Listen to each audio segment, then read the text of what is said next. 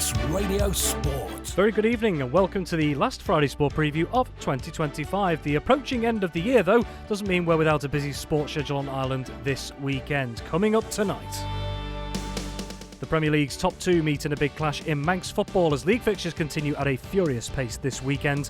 In rugby, Douglas face one of their top-of-the-table rivals in Regional 2 North West tomorrow, whilst a trio of other Ireland sides prepare for their respective final matches of the calendar year. A double-header of mixed cup finals awaits on Saturday in Isle of Man hockey, and we hear from two Manx motorsport competitors on the importance of being able to talk about the challenges and tough times that occur in racing. That is all to come this evening.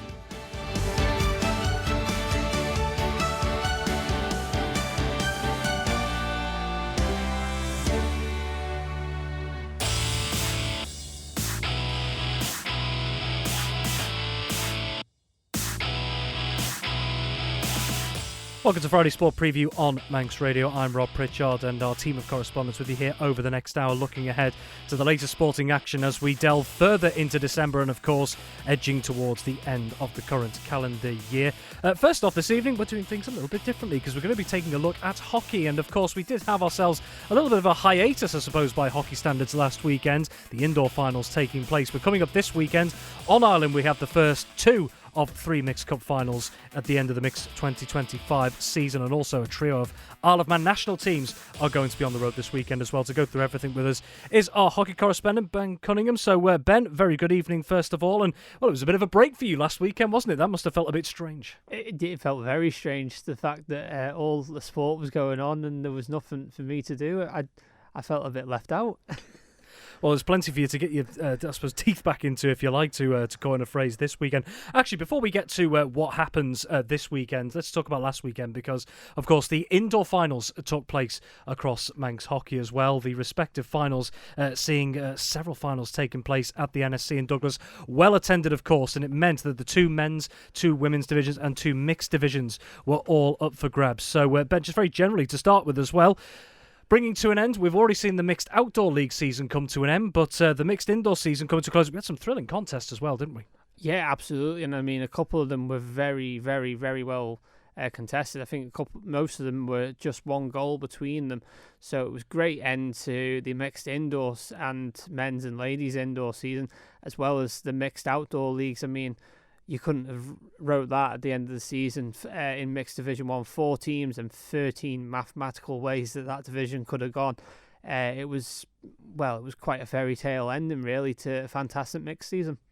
Indeed, just looking through a couple of these results as well and some of the winners as well. Port-e-Chee winning the men's Premiership final 4-1 against Vikings A in the women's Premiership final. Vikings A coming out on top there, only just up against Valkyries A by 3-2. And, well, for Backers, it's been a very successful mixed season so far, hasn't it? We've seen what the teams have been achieving in the outdoor leagues, but to see them also in the mixed Premiership as well, of course, Backers A beating Vikings A by 6-5. What a game that was as well. So as a club, I'm sure they'll be pretty happy with how the mixed season has gone so far. Absolutely, and I mean, we like you say, you only need to look at Backers A this year, undefeated in the Mixed Premier League and scoring so many goals and only conceding just over double figures. So a fantastic campaign, and they've got a cup final next weekend. Indeed they have. And just a reminder actually as well, just ahead of what we're going to talk about with regards to the Mixed Cup finals, in a little bit of a deviation from previous years, usually all three finals, the Mixed Cup, Mixed Plate and Mixed Bowl, are all held on the same day. That has had to change this year because of 3 Isle of Man senior national teams being in England Hockey Championship action this weekend. The Mixed Cup final, which is due to take place this weekend between Port-e-Chee and Castletown Celts, that has been moved back by 7 days. That will now take place at the NSC on Saturday, the 20th of December. But Ben, let's turn our attention then to what is going to be taking place this weekend. We'll start off with the doubleheader of finals over at the NSC in Douglas. The first of those will be a 12:30pm pushback, and that's going to see Castletown Camags, the Mixed Division 2 champions this season, up against Vikings D. Yeah, and this one I think will be a very close game because Castletown Camags coming out as champions in Mixed Division 2. Vikings D runners up in Mixed Division 2, so it makes a great game in the process. Vikings D though have scored lots of goals going forward, as have Castletown Camags, so both teams can score plenty. Whose defence is going to be stronger on the day? Your umpires for this one are Dan Hurd and Will Wiseman, 2 new umpires this year, so it's great to see them making a big name for themselves umpiring in the Mixed Bowl final. Absolutely, yeah. Great to see more people getting into umpiring and officiating in the sport, as indeed in any sport here across the Isle of Man. Straight after that, at 2:30 p.m. is the mixed plate final, and that's going to see Valkyries B, who so dramatically won the mixed Division 1 title this season, up against one of the sides that they pipped to the post, Backers C at the NSC in Douglas, as I mentioned. So Backers C may be out for revenge here, Ben? Absolutely, I think they will be. Backers C, of course, they were leading the league right up to the very end, and then just at the end there, a couple of results didn't go their way. But then Valkyries B, of course, they've got that league title. How they love to get the double and take the mixed plate back to the west of the island with them. I'm sure they would love to do it. Backers C, though, you would probably think that after losing the league, they'll want to get that plate, but they stand a very tough task against the Valkyries B side, who they did play on the last day of the season, and Valkyries did get the better of them. So could the league be a bit of a dishearten to backers, or could it just be a bit more of an eye-opener to make them go for it this weekend? We'll wait and see. Your umpires for this one are two of our very senior umpires, and that's Louise Corkill and Paul Hunter, and John Whiting is on the tech desk for this game and the game before. And of course, the times between the games also taking into account the possibility of penalty strokes as well, if indeed neither side in the finals can be separated in 70 minutes. Those are your doubleheader of fixtures on the island this weekend, but we have a trio of Isle of Man national sides on the road this weekend on Saturday in the respective England Hockey Championships. First off, the Isle of Man men's A team. They're going to be competing in the England Hockey Men's Tier 2 trophy this season. They travel to Lancashire, where they've got a tough task at least, and they had a thrilling game against this team last season. Preston men's first, and it was an 11-goal thriller this last season, Ben, when these two last met, and the Isle of Man side only losing out by 6-5. I mean, if that's anything to go by, could be a great game for the neutral. Absolutely, it could be a great game for both the neutral and for the Island team as well. How they love to get revenge for just losing out last time. The squad looks really strong. I know you've got the squad in front of you there, Rob, and if we get time, we'll go through it. But it looks a really good, strong squad going across to play that game, and hopefully they'll come back with the win. Indeed. Well, here is your Alabama Men's A squad to face Preston Men's first 11 in the England Hockey Men's Tier 2 trophy tomorrow. That is going to be captained by Jamie Brown, and then the team includes as well, Shea Christensen, Elliot Reid, Andrew Whiting, Rhys Williams, George Powell, Will Hassel, Juan Belando, Oscar Lace, Luis Novo-Smith, Tom Titsos, Tom Burrows, Eddie Cayley and Kyle Gunyon. Elsewhere, they're not the only Isle of Man senior men's national side in action tomorrow, because the Isle of Man men's B are also on the road, this time in the England Hockey Men's Tier 3 Vars. They've got a little bit of a longer journey. They've got to make their way to Triton men's first 11, and that is a 2:15 pushback tomorrow, Ben. Yeah, a little bit of a longer trip for the men's B for the Vars, but again, another good, strong squad going across to represent the island. And again, it's really good to see a mixture of all the clubs being represented in all the island squads. We wish them all the best again. And this is your Isle of Man Men's B squad to face Triton Men's first 11 in the England Hockey Men's Tier 3 Vars tomorrow. It is Lucas Harding, Douglas Quayle, Chris Whiting, Steve Ronan, George Ratcliffe, Liam Taverner, Ronan Santana-Tolia, Alfie Swales, Ethan Adams, Archie Cayley, Neil Crowe, Andy Harding, Sam Spooner and the captain John Verrill. Now, the Isle of Man ladies A team are also in action, and they're coming up against a very familiar adversary from the last few years. They're going to be facing Liverpool Sefton ladies first 11, 2 p.m. tomorrow in the England Hockey Women's Tier 2 trophy. Ben, they've faced this team 3 times in the last 4 years already as well, so very familiar, but no doubt another tough test, because they haven't always come out on top against this Liverpool Sefton side. No, they haven't, so definitely for sure that this time they will want to get that win for sure. But again, yeah, they've played each other how many times? 3 to 4 times now, and Liverpool have come out on top. How the Isle of Man would love to just this time please get the win. We really do want them to get it this time, at the 5th time of asking. But again, another great strong squad in my eyes going across, and yeah, all the best of luck again. And so your Isle of Man ladies A squad to face Liverpool Sefton ladies first 11 in the England Hockey Women's Tier 2 trophy tomorrow is Rachel Overman, Evie Watterson, Ellen Robinson, Macy Krellin, Ella Blakemore, Abby Sutterby, the captain Kim Carney, Imogen Manning, Dulcie Tier, Lucy Quine, Ellen Cleater, Jessica Loader, Samantha Hassel and Daisy Loader. And just on a more general note as well, Ben, of course, it's not just the senior teams. There are plenty of junior teams and some of the Masters teams, in fact, as well. It's worth saying that are in action throughout the course of the season as well. And regardless of the results sometimes, I mean, even if it sees them either drop out of a competition entirely or drop into the lower level competition, still no doubt a fantastic experience, particularly for some of these younger players coming through who won't at this point have experienced any other style of hockey than what they've seen on the Isle of Man already. Absolutely, and of course, like you say, the junior squads have been doing really well. The Isle of Man put their first over 35 ladies senior team out this year in the England hockey tier 1, or I think it was tier 1 competition.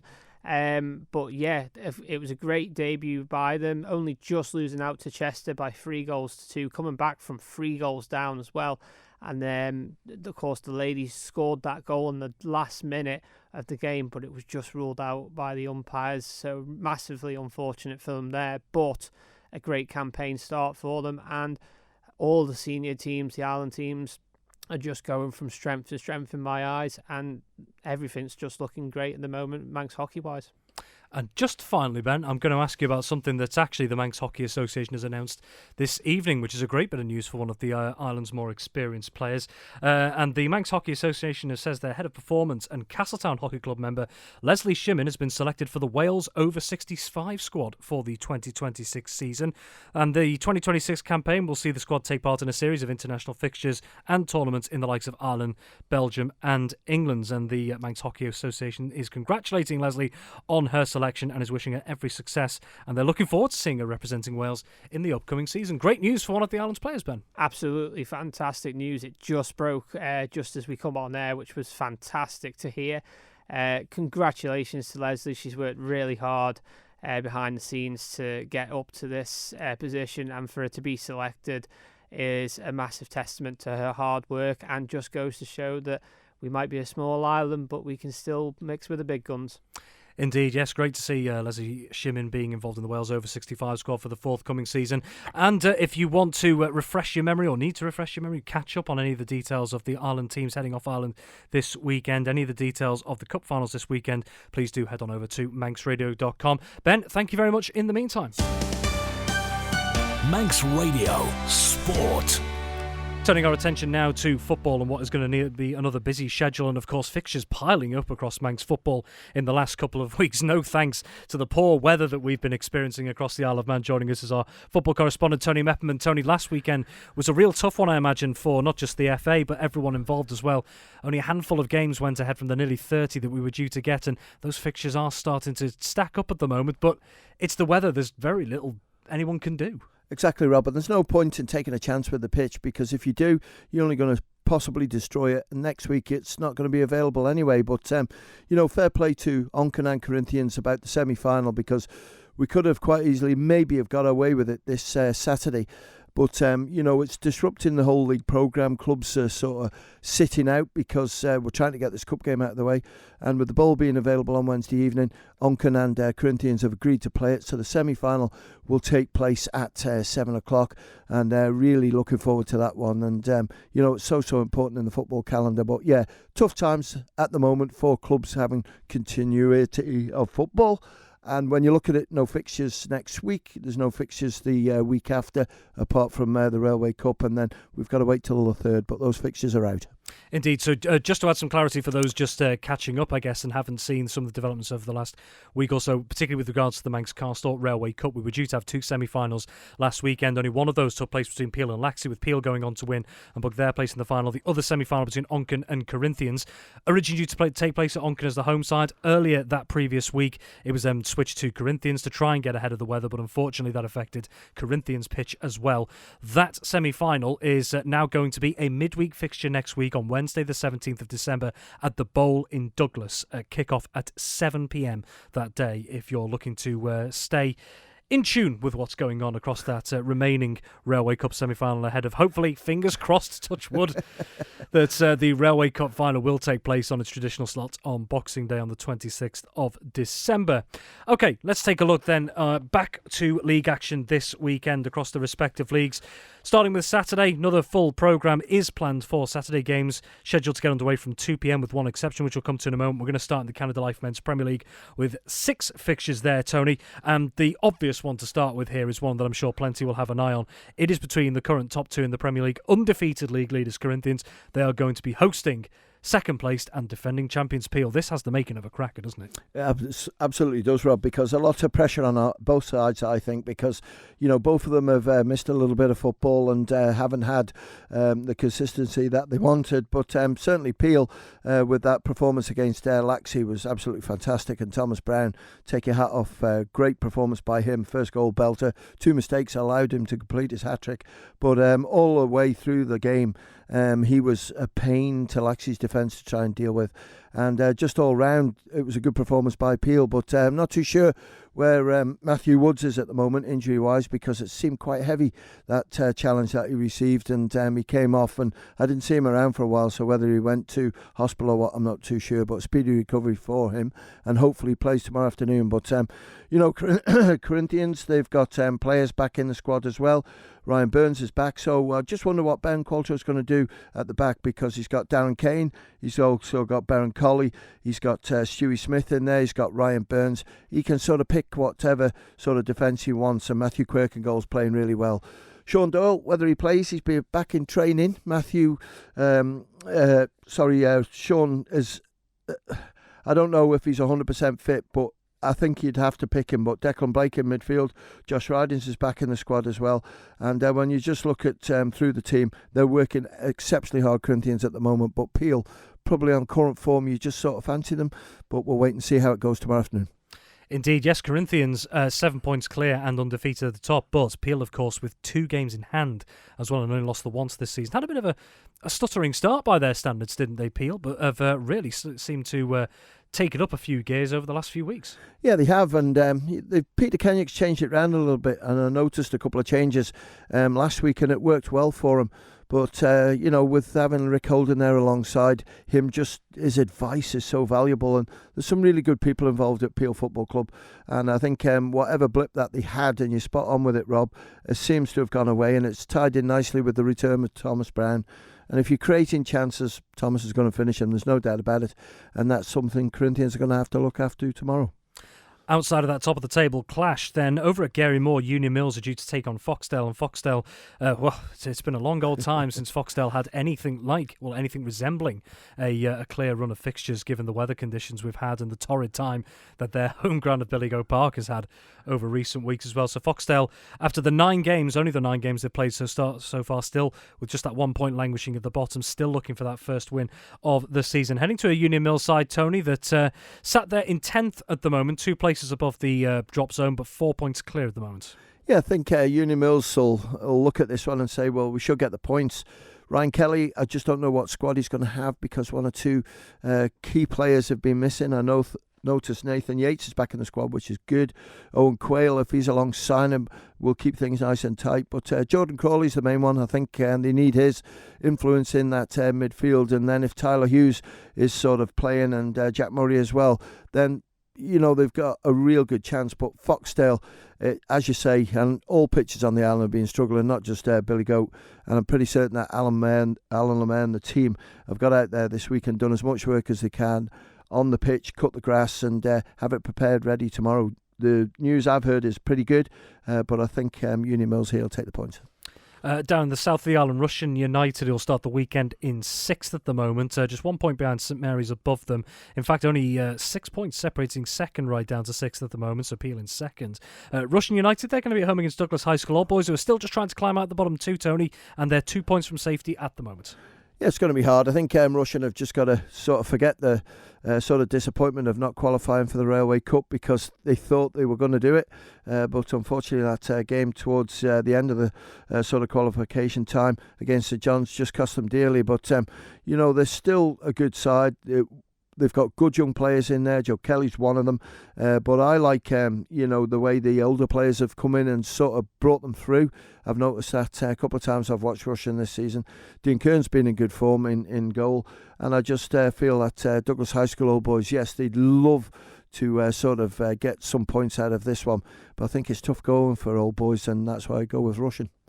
Up in the north of the island, Laxey in third at the moment, only 2 points off Peel in second, still going strong this season are Laxey. They've got a journey to Andrus playing fields to play an Ayr United team that, again, as we've spoken about a couple of times, Tony, by their high standards, not quite hitting the heights I'm sure they'd be hoping for at the moment. Down in 8th at the moment on 15 points here, but from Laxey's perspective, yes, they may be 9 points clear of Ayr United, but given the quality that those Ayr United players that you've picked out on numerous occasions can show when they're on form as well, how careful do Laxey have to be with this one? You have to be, and I think with Ayr United, it's just a way of bringing young players through, and I've got to say it's unbelievable when I look at Ben Fox. Yesterday was in hospital, and tomorrow he's going to be fit to play football, which is incredible, speaking to him today.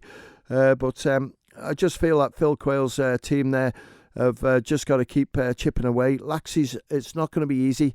Laxey let themselves down last week, so I'm pretty certain that Johnny Palmer will have read the right act to them on the training sessions this week.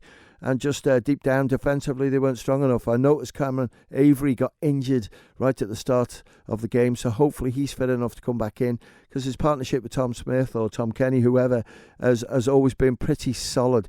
And I think Peckering was tremendous in goal for Laxey last week, but just up front they couldn't capitalise. Ed Canna had a chance with a couple of good goals, but just Ben Wazzer as well. That partnership will build, and I'm going to go for Laxey just to sneak it against Ayr.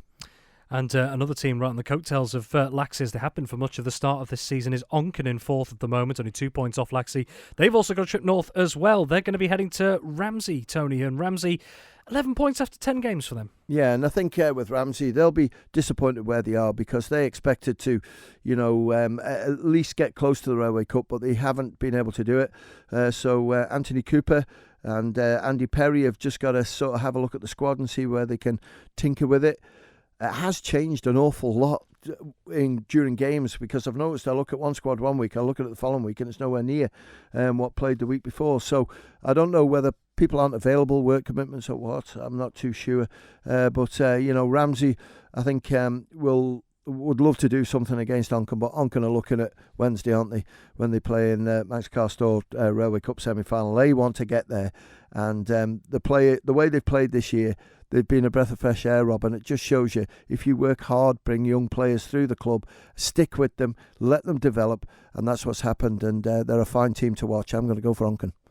And the sixth and final fixture in the Canada Life Men's Premier League this weekend is a slightly earlier kick-off, and that's going to see St Mary's, who seem to have just quietly slipped into the top 5 in recent weeks as well, with a good run of form in the grand scheme of things as well. They're going to be hosting St John's United in the early kick-off, this getting underway at 1:45pm. Yeah, and I think, St Mary's are just one of those again as well.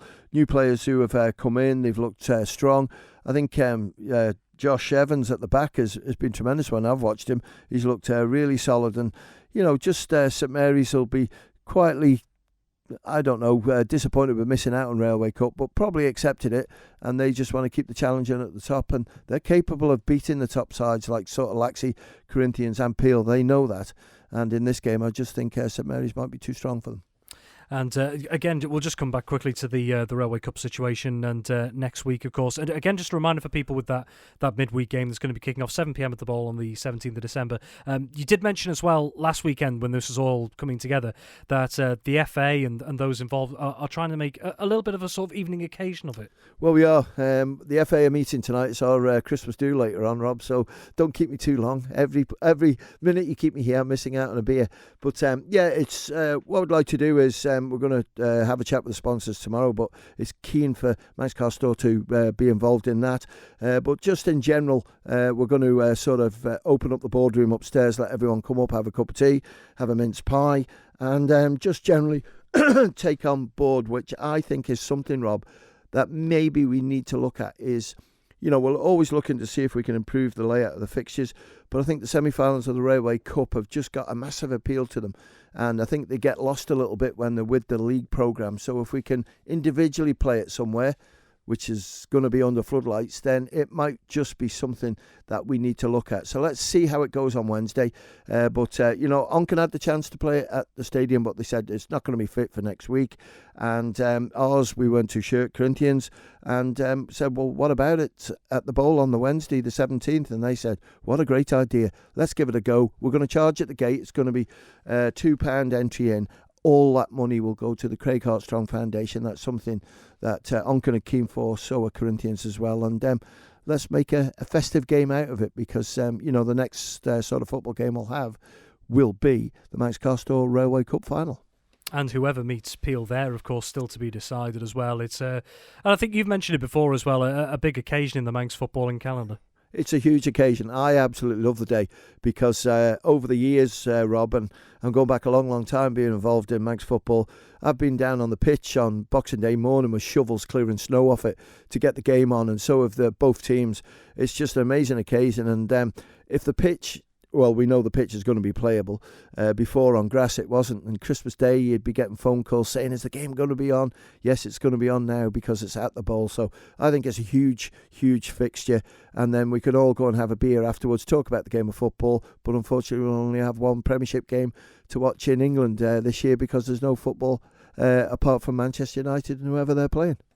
There's a little bit of a change, isn't there? Well, Tony will be back in just a couple of moments, because, of course, we do have to take a look through the action that's going to be taking place in Ardern and Drug Unlimited Division 2 across the Combinations League, of course, this weekend. There'll be big questions, I suppose.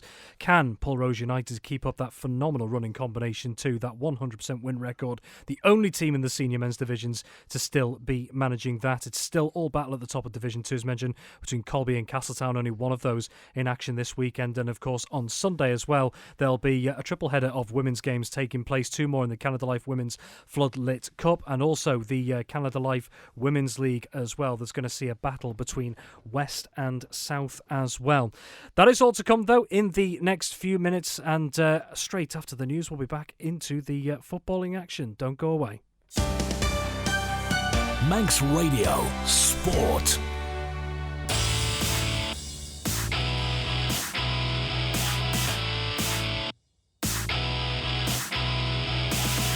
Welcome back to Friday Sport Preview on Manx Radio. We're continuing our look at the latest football action that's coming up this weekend. After taking a canter through the Canada Life Men's Premier League fixtures this weekend, we'll turn our attention first off, Tony, to Ardern and Drug Unlimited Division 2. Now, 4 games this weekend. Now, for a bit of context, for those who don't know, we had a new leader installed at the top of the table after last weekend.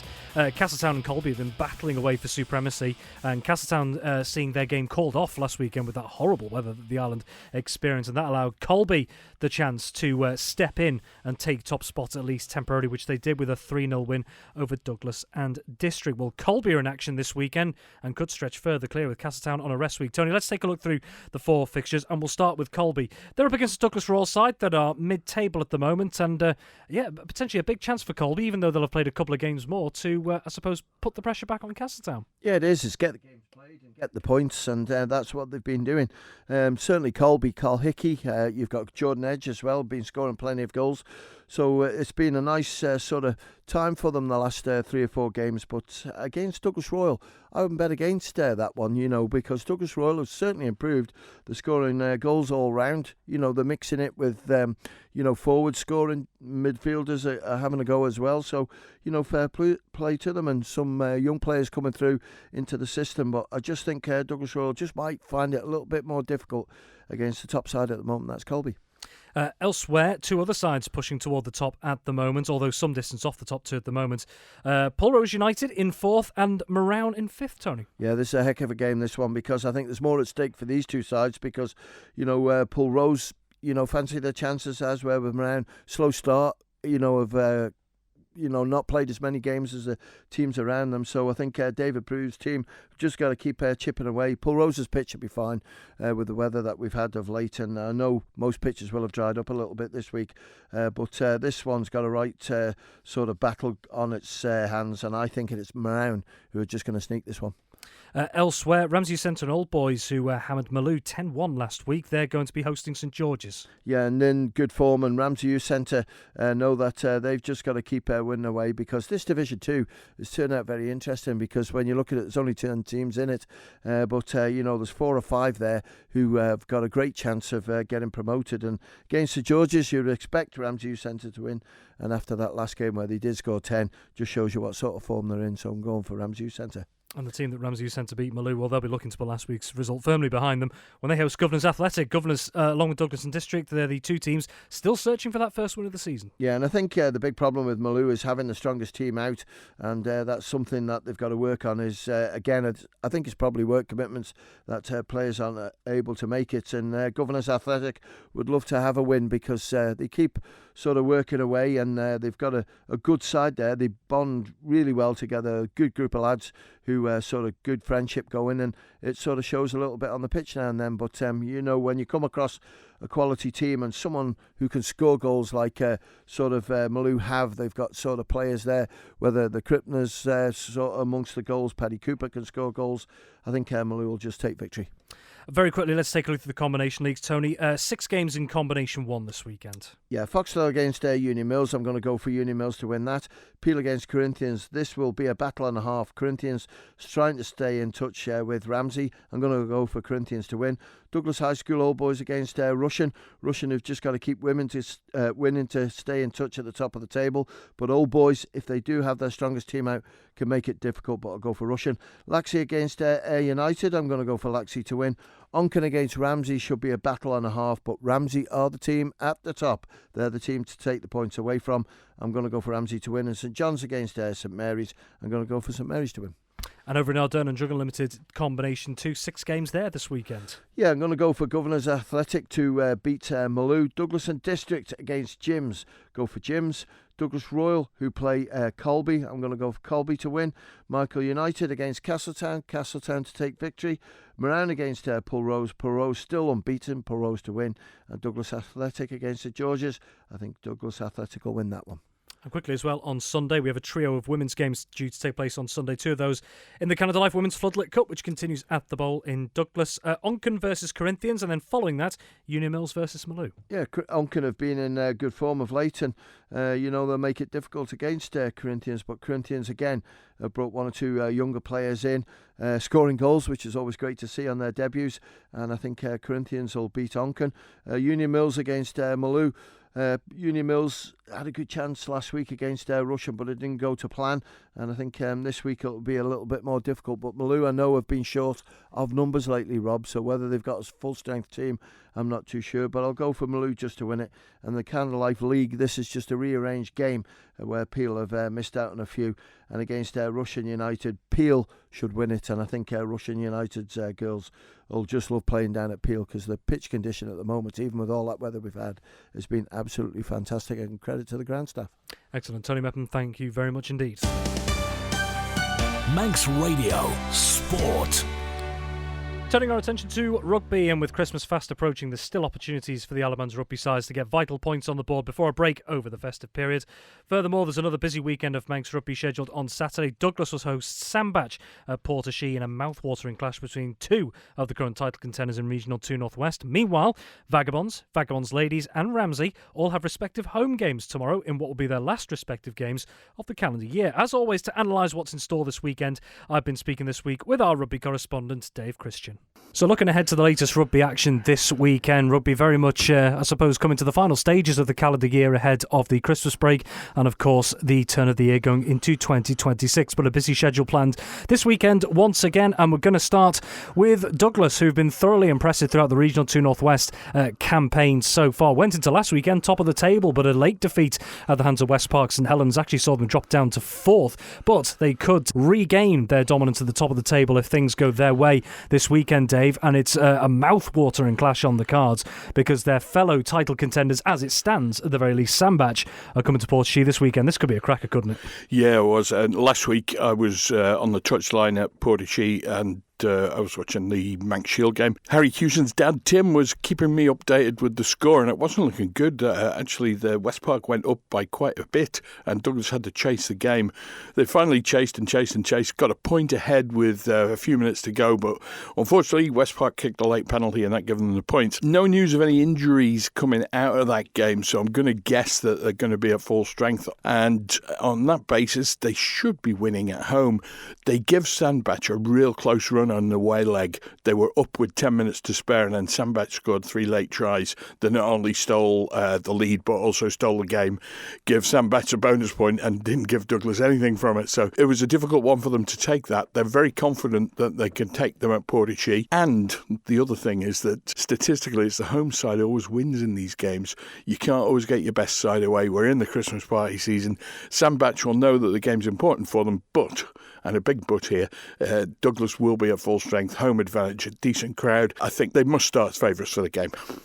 And Douglas, of course, going into the new year, still have that game in hand to fulfil as well going into the new year. So Douglas still, even if they were to suffer some sort of setback this weekend, I'm sure they'll look to give a good account of themselves, but they do still have that little bit of wiggle room in terms of the battle towards the top between those several teams that are up there. Yeah, I mean, that game, I've had a little cast ahead on the fixture list. I spotted it on the 24th of January. That's when it's been set down for. It's away at Burnage. It's an all-weather surface, so that's not going to affect them, or the weather's not going to affect them that weekend. It is an away game, though. Burnage is never an easy place to go, but Douglas have been winning away from home this season, and I don't see anything not continuing for them that way. But results can be strange beasts, and no one predicted that one last week with West Park St Helens, and I'm not going to get too excited just yet. I've been pouring a little bit of water on the flames since the start of the season, really, when they started winning, and I don't want to get too giddy now, otherwise the players might pick up on that giddiness too. So keep our fingers crossed for them. Let's hope a win against Sandbach will be just a job for them. Game in hand would see them clear at the top by either 2 or 3 points, depending on other results. You've referenced this already before as well. How important that the likes of Phil Kringle and his players, they're not entertaining any sort of conversation about what could be happening toward the end of the season, because that is so far away. You know, how important would, if Douglas were to come out on top this weekend, how important could it be, though, going into, let's call it, the second half of the season? Yeah, they've got tricky away game, North Ribblesdale, right at the end of the season, and North Rib are up there. They're one of the teams in contention. The other one is Vale of Loon. I think Douglas have to go to Vale of Loon as well. So it's by no means a done deal, this. They've got to keep their pedal to the metal and keep focusing on what's in front of them, game by game, and just pick them off one by one.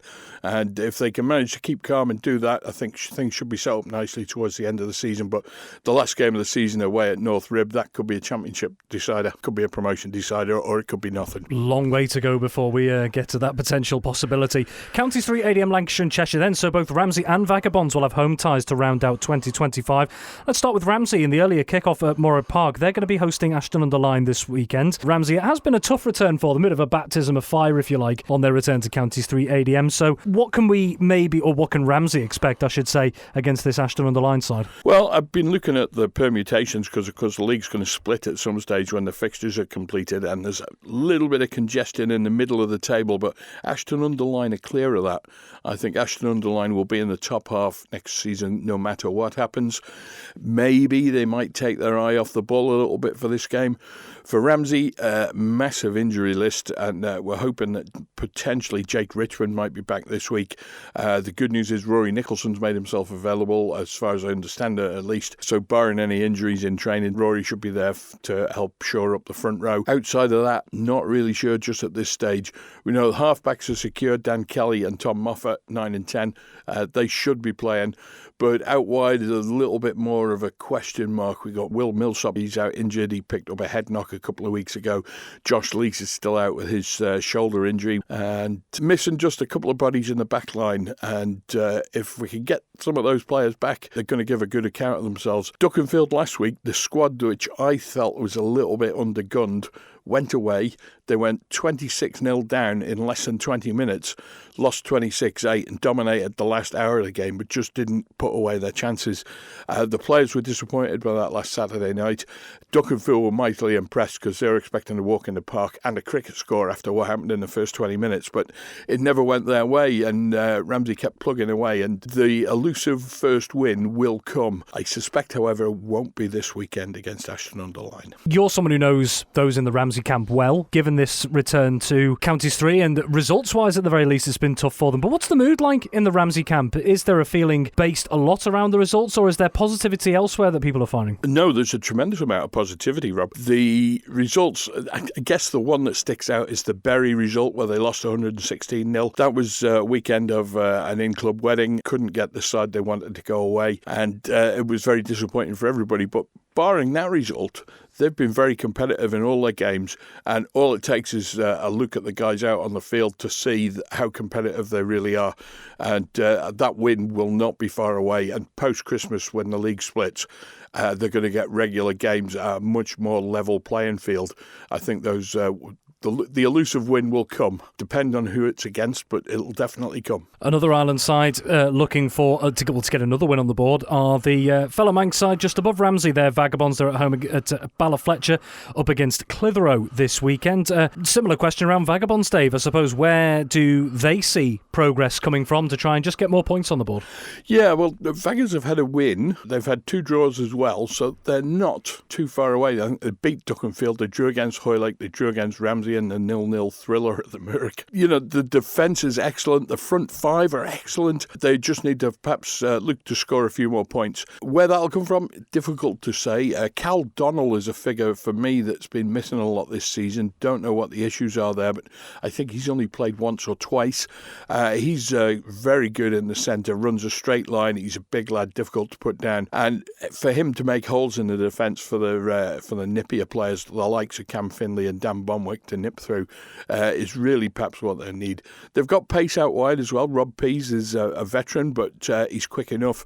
And the youngster at fullback, Theo Head, really impressed me a couple of weeks ago. Quality-looking player, and if they can hang in there and let him develop, he's going to be one to watch for the future. And turning to the fourth and final game this weekend, we mentioned Vagabonds up against Clitheroe and Counties 3 8am at Ballafletcher. It's part of a double header there this weekend because in women's NC2 North-South, Vagabonds ladies will round out 2025 with a home tie against Aldwinians. And Dave, 2 wins from their opening 4 for Vagabonds ladies this season. They have a game in hand as well, and from what I understand, if they were to get a victory this weekend, that could, in theory, put themselves back in towards contention at the top. Yeah, indeed. They're not that many points away from being up there, but the 2 form sides, Sale and Winnington Park, those 2 sides are up there, and you can't really see past them. Winnington Park, I think Vaggers will be disappointed with. They ran up in a big opening sector at Ballafletcher in the first game, and Vaggers then gradually reeled them back in the second half and weren't that far away from causing a bit of an upset. Sale FC at the top, they're unbeaten after, I think, 7 games. They looked to be in a different class when they were here, and those 2 have got to be your promotion favourites. But I think Vaggers have got a reasonable chance here. Aldwinians are bottom. They haven't won all season. Vagabonds are at home. It is the Christmas party season, but I think the girls will be focused on these games because they don't get that many of them. And the Vagabonds talent machine has unearthed potentially another. We've had Maylin Campbell come through. We had Isla Curfey come through. We've had Catherine Crane come through. Alana Pritchard briefly before she went off for mixed martial arts. Well, Freya Crow has scored at least 1 try in every game so far this season. She really has got a set of wheels on her. Get her the ball in a little bit of space outside and she's gone. There's no catching her. And the rest of the team can build around that. The penetration that perhaps they need is in the midfield. Jules Harrison has been missing. She's taken a child break. She's just starting to come back into the game, and you can tell the difference when she's in there carrying the ball. She played a couple of games off the bench and really does carry the ball and run hard and straight. That sucks in defenders and creates space for the likes of Freya outside. So Vaggers have got the makings of a decent team here, and Aldwinians are bottom, playing away from home. It should be a Vagabonds win. Just going off what you're saying there, and a few names you mentioned that have excelled and started to shine really in this Vagabonds ladies team.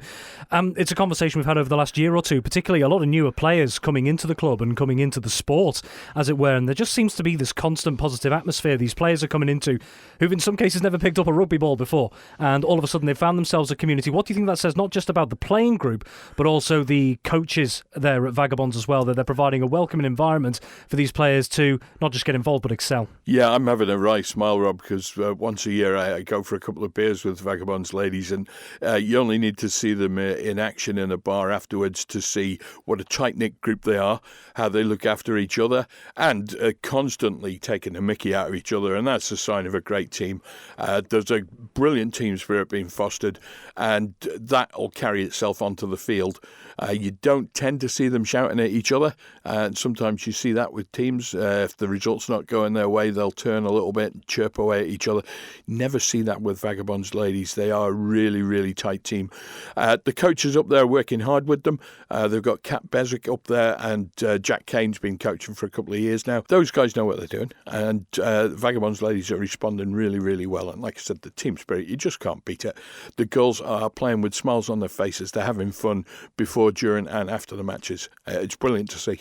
That is Dave Christian, Manx Radio's rugby correspondent, looking to this weekend's action. After the break, we'll be rounding out Friday Sport Preview this week by taking a look at motorsport and hearing from two Manx road racers who, whilst describing their racing journeys earlier this week, also covered a very important aspect to motorsport that doesn't always have a light shone on it. More on that in just a few minutes.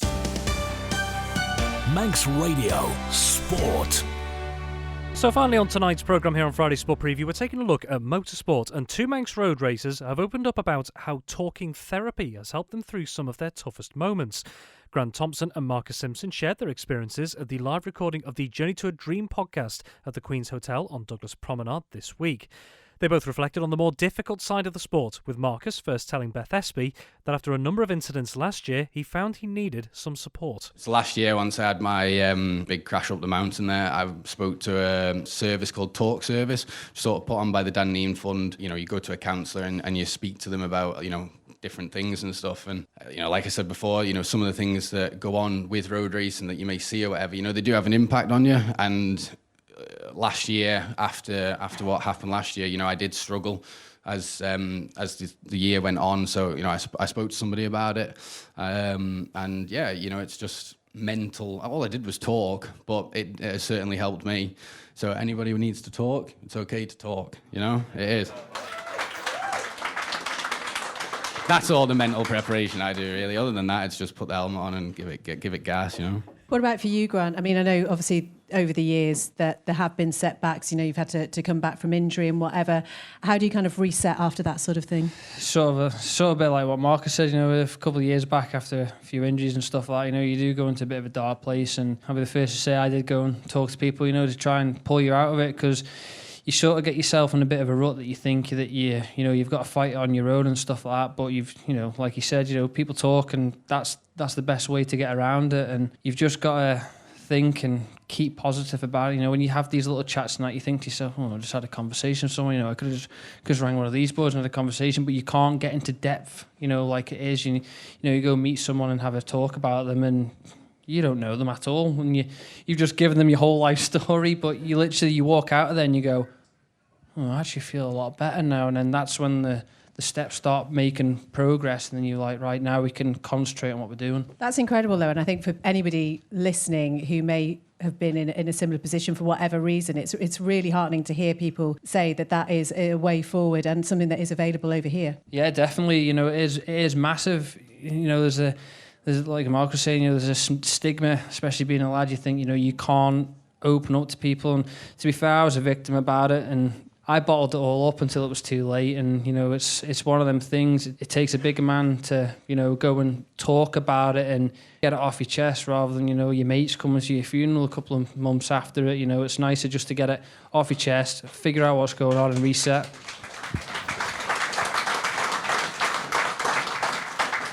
That was Manx motorcycle racers Marcus Simpson and Grant Thomson speaking to Beth Espy on Manx Radio's Journey to a Dream live podcast from the Queen's Hotel in Douglas early this week. And you'll be able to listen back to that episode in full from Queen's Hotel and Douglas Promenade early next week, as a podcast on the Manx Radio website. Well, thank you so much once again for joining us here on Friday Sport Preview this evening. The sporting action continues on full-time and classifieds tomorrow. But meantime, from the team here at Friday Sport, we say goodbye for now, and we'd also like to wish you a very Merry Christmas and a Happy New Year. Manx Radio Sport.